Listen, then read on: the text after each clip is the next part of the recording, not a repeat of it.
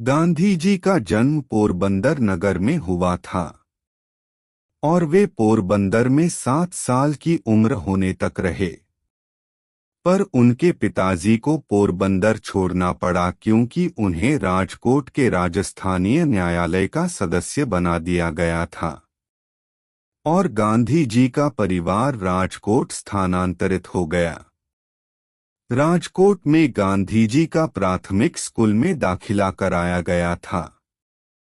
अपनी किताब सत्य के साथ मेरे प्रयोगों की कहानी एक आत्मकथा में गांधी जी बताते हैं कि वहां वे एक औसत दर्जे का ही विद्यार्थी थे और पोरबंदर की तरह ही राजकोट में भी उनकी कुछ विशेष पढ़ाई नहीं रही।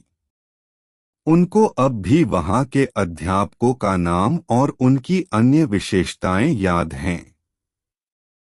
बाद में वे उपनगरीय स्कूल गए और फिर 12 वर्ष की आयु में हाई स्कूल में गए।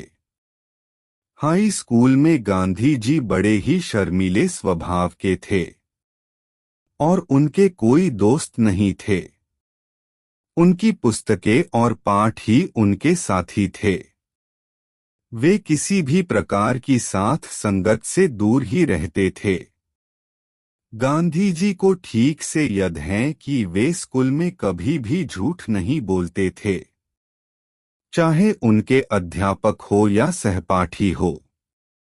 स्कूल में एकदम समय पे पहुंचना और जैसे ही स्कूल खत्म हो सीधे घर चले जाना, यही उनकी दिनचर्या हुआ करती थी।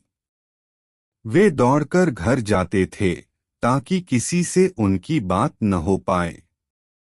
उन्हें यह डर भी लगा रहता था कि कोई उनका कहीं मजाक न उड़ा दे।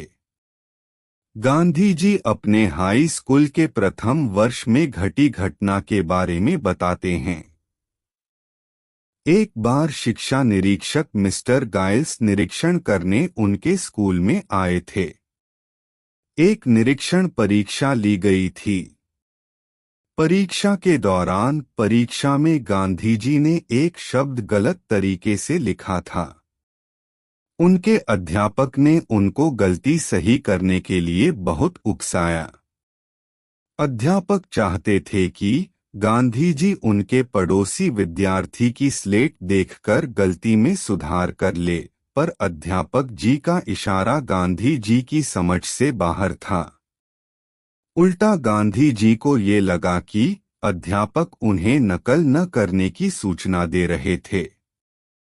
इसका परिणाम ये हुआ कि गांधी जी ने परीक्षा में गलत शब्द लिखा और बाकी सब छात्रों ने शब्द सही तरीके से लिखा था। गांधी जी बताते हैं, नकल करने की कला को वे कभी सीख नहीं पाए। गांधी जी को अपने अध्यापकों प्रति बहुत आदर था। बाद में उस अध्यापक की कई कमियों के बारे में गांधी जी को पता चला, पर उनकी उस अध्यापक के प्रति की श्रद्धा कभी काम नहीं हुई। गांधी जी को बचपन से ही बड़ों का आदर करना सिखाया गया था, उनके कार्यों की छानबीन करना नहीं। नियमानुसार अपने पाठ्य पुस्तकों को के अलावा किसी अन्य पुस्तक पढ़ने में गांधी जी को रुचि नहीं थी। प्रतिदिन दिए गए अभ्यास को गांधी ठीक से करते थे।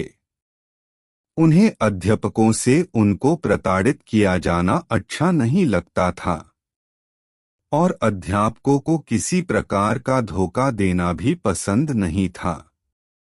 अपने पाठ का अभ्यास तो गांधी जी कर लेते थे, लेकिन उनका ध्यान बहुत ही कम रहता था और उस वजह से पाठ को वे ठीक से याद नहीं कर पाते थे।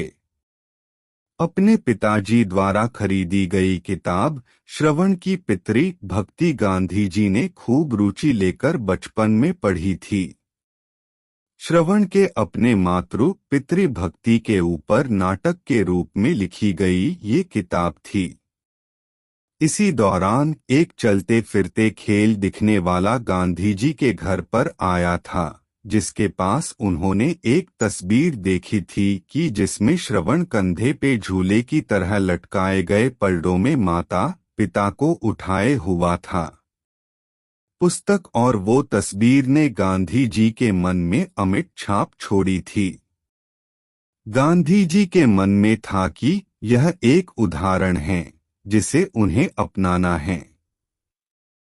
श्रवण की मृत्यु पर उसके माता पिताजी का करुण रुदन गांधी जी के मन में जिंदगी भर सजीव और ताजा रहा है।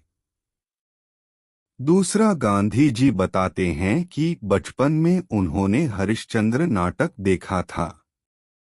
इस नाटक ने उनके दिल के ऊपर जैसे कब्जा किया था। यह नाटक उन्होंने कई बार देखा था। नाटक ने उन्हें झंझोड़ता रहा और कई बार गांधी जी ने स्वयं को हरिश्चंद्र के रूप में अभिनीत किया। गांधी जी दिन रात खुद को एक ही प्रश्न पूछते रहे कि क्यों सभी लोग हरिश्चंद्र की तरह सत्यवादी होने का अनुभव नहीं करते। सत्य का अनुपालन और उन सब कटु अनुभवों से गुजरना जिससे हरिश्चंद्र गुजरे थे, ऐसा आदर्श स्वरूप गांधी जी को प्रोत्साहित करता था। उन्होंने हरिश्चंद्र की कहानी पर यथार्थ विश्वास किया। इसका विचार मात्र गांधी जी को रुला देता था। गांधी जी कहते हैं कि उनका साधारण ज्ञान उन्हें बताता है कि हरिश्चंद्र इतिहास का हिस्सा नहीं थे, फिर भी दोनों चरित्र हरिश्चंद्र और श्रवण मेरे लिए वास्तविक चरित्र हैं और यदि वे उन नाटकों को फिर से पढ़ेंगे निश्चित रूप से वे उन्हें अतीत की तरह ही विचलित करेंगे।